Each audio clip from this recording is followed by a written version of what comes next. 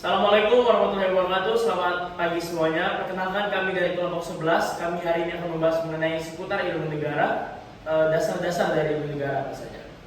Selanjutnya saya akan memperkenalkan kelompok-kelompok saya. Yang pertama ada saya sendiri, Musyafa Rizky Syarmojo.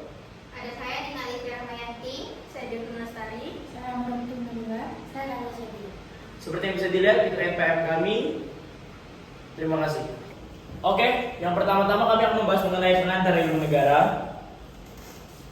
Oke, definisi menurut para ahli. Yang pertama adalah GWF Hegel. Ilmu negara adalah ilmu yang mempelajari perkembangan sejarah negara dan ide-ide ilmu politik serta hubungan antara masyarakat dengan negara dalam konteks sejarah. Menurut Hans Kelsen, ilmu negara merupakan cabang ilmu hukum yang mempelajari norma-norma yang mengatur negara. Ia menekankan bahwa negara adalah kesatuan hukum dan aturan yang mengatur kehidupan bernegara. Menurut Jelinek mendefinisikan ilmu negara sebagai ilmu yang mempelajari fenomena negara. Bisa kita simpulkan di sini teman-teman. Artinya ilmu negara adalah ilmu yang mempelajari tentang hubungan suatu masyarakat dengan negara itu sendiri. Untuk negara itu sendiri ini masih abstrak ya teman-teman. Artinya belum ada negara yang pasti yang mengatur untuk kita mempelajari ilmu negara ini. Next adalah teori dan fungsi negara. Oke, yang pertama ini ada teori kekuasaan. Negara dianggap sebagai alat kekuasaan untuk mengatur masyarakat. Kekuasaan negara bersifat mutlak dan bertujuan untuk menegakkan hukum dan ketertiban. Selanjutnya ada teori perdamaian. Tujuan utama negara adalah menciptakan dan mempertahankan perdamaian dalam masyarakat. Negara menjaga ketertiban dan menghindari konflik. Selanjutnya ada teori kebebasan. Negara berfungsi untuk melindungi kebebasan individu, fokus pada hak asasi manusia dan kebebasan warga negara dari campur tangan yang berlebihan. Selanjutnya ada teori kesusilaan. Negara bertujuan untuk menanamkan nilai-nilai moral. Next. Oke, selanjutnya ada teori tujuan dan fungsi negara. Yang pertama ada teori kekuasaan.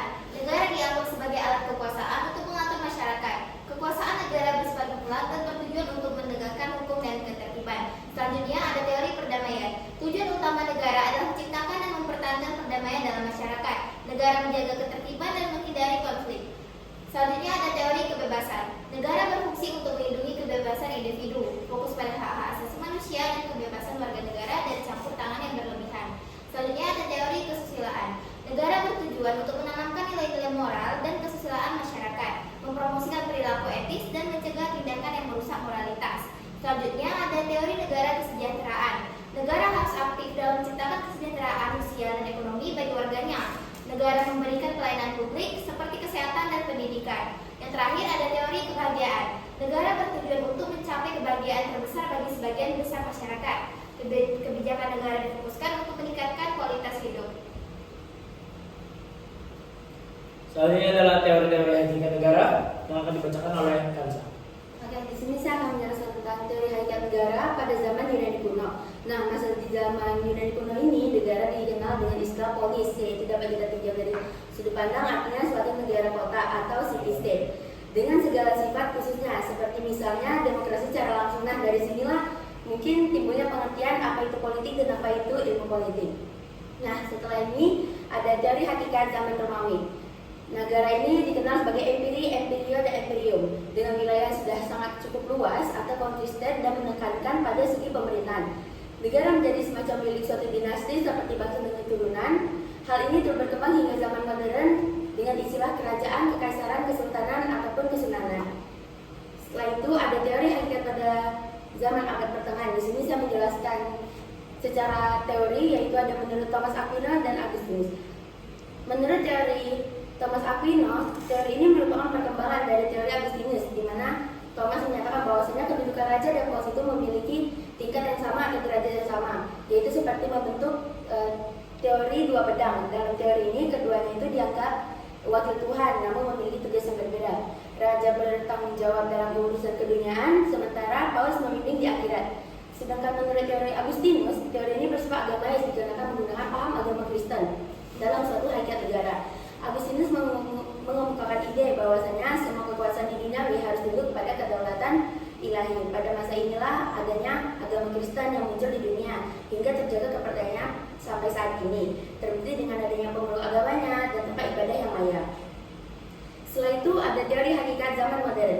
Pada masa modern hingga saat ini, negara itu dapat diartikan sebagai suatu bentuk atau suatu benda. Benda di sini dimaksud dengan dia menimbulkan kewenangan negara. Pengertian tersebut kemudian dikembangkan lagi bahwasanya tanah itu juga menimbulkan kemakmuran sehingga negara dapat diartikan sebagai reich atau kekayaan milik suatu dinasti atau imperium yang bersifat turun-temurun. Oke, selanjutnya adalah teori asal mula negara. Selainnya ada teori asal mula negara, ada juga nanti yang namanya teori berakhirnya sebuah negara. Saya akan membawakan 4 teori untuk hari ini. Yang pertama adalah teori teokrasi atau teori ketuhanan. Teori ini menyatakan bahwa negara berasal dari kehendak Tuhan. Negara dan kekuasaan yang dimiliki oleh para penguasa dianggap sebagai mandat atau perintah dari Tuhan. Pemimpin negara dianggap sebagai wakil dari Tuhan yang turun ke bumi, dan kedaulatan negara berasal dari kehendak ilahi. Contoh penerapan teori ini bisa dilihat dalam konsep divine right of kings di Eropa. Contoh-contoh negara teokrasi yang sampai sekarang masih ada adalah Vatikan, di mana pemimpin tertinggi dari Vatikan adalah seorang paus atau pemimpin dari agama Katolik. Selanjutnya adalah teori perjanjian. Teori perjanjian sosial, teori ini menyatakan bahwa negara terbentuk dari sebuah hasil kesepakatan atau kontrak antara individu-individu yang hidup dalam keadaan alamiah. Mereka sepakat untuk membentuk negara demi menjaga keamanan, ketertiban. Dalam keadaan alamiah, manusia hidup tanpa aturan yang jelas dan kontrak sosial dibuat untuk menciptakan sistem yang dapat melindungi hak-hak individu. Contohnya adalah sistem demokrasi modern yang didasarkan pada prinsip-prinsip kesepakatan masyarakat. Yang selanjutnya adalah teori kekuasaan. Teori ini menyatakan bahwa negara lahir dari proses penaklukan dan dominasi sebuah kelompok kuat atas kelompok yang lemah. Negara dibentuk melalui paksaan perang atau kekuatan fisik. Negara dalam pandangan ini merupakan alat bagi kelompok yang berkuasa. Tokoh-tokoh yang mencetuskan teori ini adalah Karl Marx dan Ludwig Bumplowitz. Untuk contoh-contohnya adalah kekaisaran kuno seperti Kekaisaran Romawi atau Kekaisaran Mongolia. Mungkin di zaman sekarang bisa kita lihat dari bagaimana Israel menduduki sebuah Palestina, walaupun kenegaraan Israel masih dipertanyakan oleh beberapa negara lain. Yang terakhir adalah teori yuridis.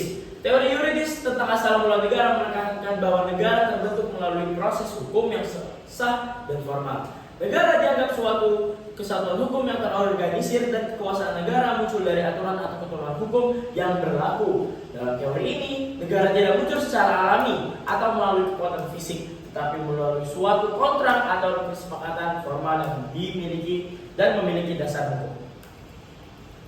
Tokoh-tokoh pendukungnya adalah Kelsen, Jelinek, George Jelinek, dan George Jelinek seorang. Penerapan teori yuridis dapat dilihat dalam pembentukan negara-negara yang dibangun berdasarkan konstitusi, seperti negara demokratis, pembentukan negara melalui deklarasi kemerdekaan, atau pengusahaan undang-undang dasar atau konstitusi.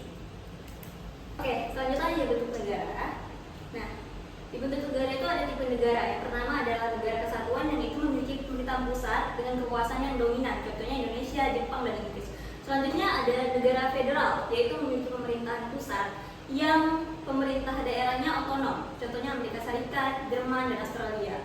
Terus yang ketiga ada negara konfederasi, yaitu memiliki pemerintah pusat dengan kekuasaan terbatas, sedangkan pemerintah daerah memiliki otonomi yang luas. Contohnya negara Swiss. Oke, selanjutnya ada negara serikat, yaitu terdiri dari beberapa negara yang bergabung membentuk suku negara. Contohnya Uni Eropa.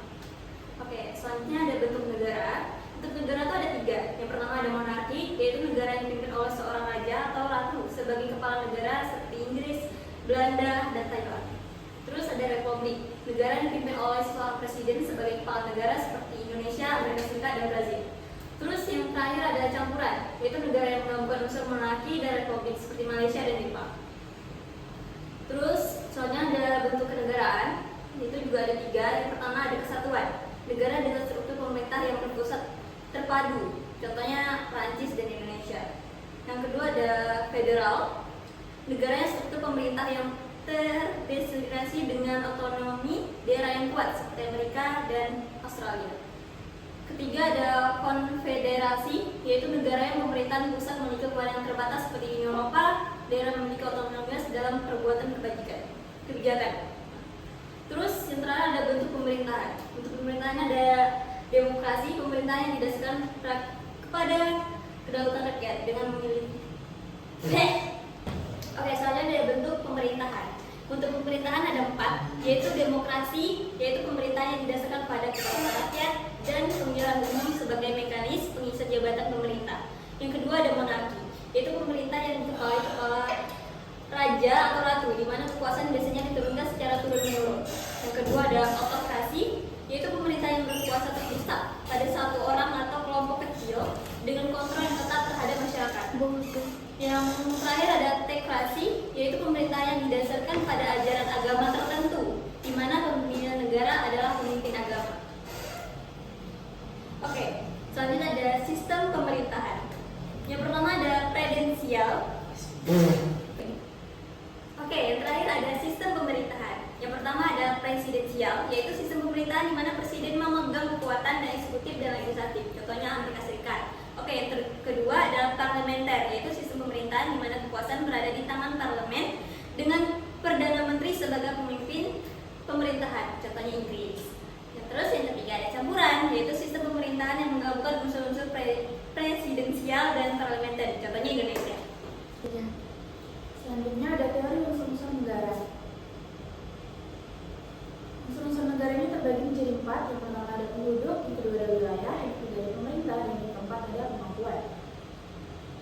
Yang pertama ada penduduk. Penduduk ini adalah unsur pertama dan unsur yang paling penting dalam suatu negara. Penduduk ini adalah kelompok orang yang secara permanen mendiami wilayah tertentu. Keberadaan penduduk ini biasanya beragam baik dari segi suku, agama maupun budaya. Tanpa ada penduduk, sebuah negara ini tidak dapat dikatakan atau berdiri sebagai suatu negara. Jumlah penduduk tertentu ini dibutuhkan untuk menciptakan sumber daya manusia yang beragam dan berpartisipasi dalam kemajuan negara. Selain itu, diperlukan asas solidaritas dan identitas bersama yang kuat di antara penduduk untuk mendukung keberadaan suatu negara. Selanjutnya, beberapa istilah yang mendekati populasi atau rakyat. Yang pertama ada rumpun atau ras. Rumpun ini adalah kumpulan orang-orang yang mempunyai ciri-ciri jasmani yang sama seperti kulit, rambut, bentuk muka, atau bentuk badan. Contohnya itu ada rumpun Melayu. Yang kedua ada bangsa atau nati. Bangsa ini adalah rakyat yang sudah memiliki kesadaran untuk negara. Ada 4 unsur bangsa untuk menjadi nati. Yang pertama ada hasrat untuk bersatu, ada hasrat untuk merdeka, ada hasrat keaslian, dan ada hasrat memiliki kehormatan. Yang ketiga ada wilayah. Wilayah ini adalah area yang menjadi tempat tinggal suatu penduduk di mana negara tersebut memiliki kekuasaan. Atas wilayah yang sangat jelas penting untuk penyatuan hukum dan penguasaan sumber daya alam. Wilayah ini ada 4, yaitu meliputi lautan, daratan, udara, dan daerah ekstrateritorial. Yang keempat ada pemerintah. Pemerintah adalah pihak yang menjalankan fungsi dari pengelolaan negara.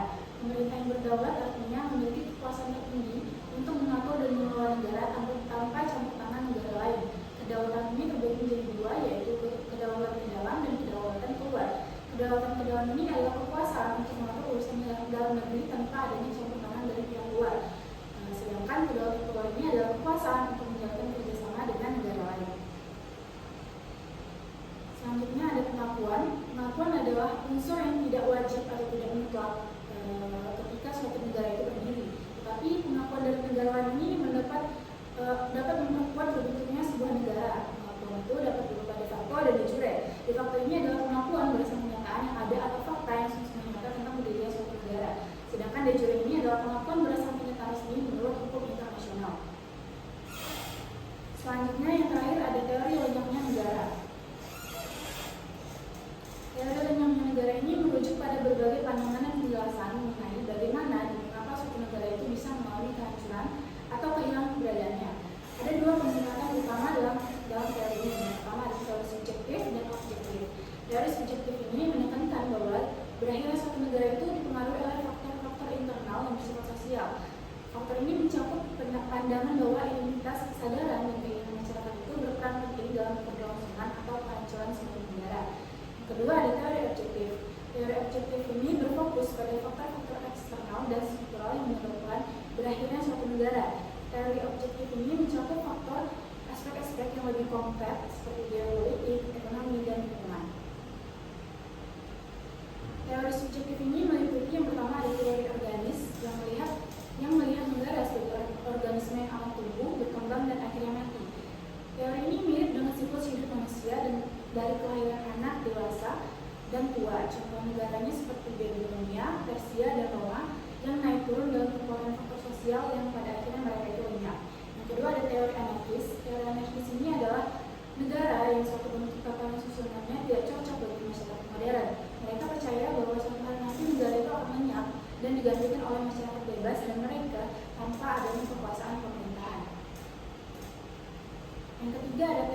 analisis, negara punya ketika syarat-syarat objektifnya tidak terlaksanakan, negara dapat bertahan jika syarat-syarat itu terpenuhi.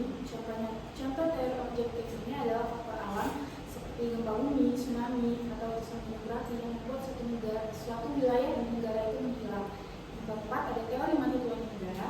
Negara ini adalah sebagai suatu susunan yang tidak perlu dihapus atau diperangi, karena keberadaan bentuknya atau menyatunya negara sesuai dengan hukum yang berlaku. Yang terakhir ada teori historis, di mana negara berhasil sebagai hasil dari perkembangan sejarah dan dinamika sosial. Menurut teori ini, negara bukanlah keberadaan yang statis, melainkan suatu struktur yang dipengaruhi oleh perubahan dalam masyarakat, ekonomi, dan politik. 3. Oke, mungkin sekian yang dapat kami berikan. Jika ada lebih atau kurangnya kami mohon maaf. Karena kesempurnaan hanya milik Tuhan. Wabillahi taufiq wal hidayah. Wassalamualaikum warahmatullahi wabarakatuh dan selamat pagi semuanya.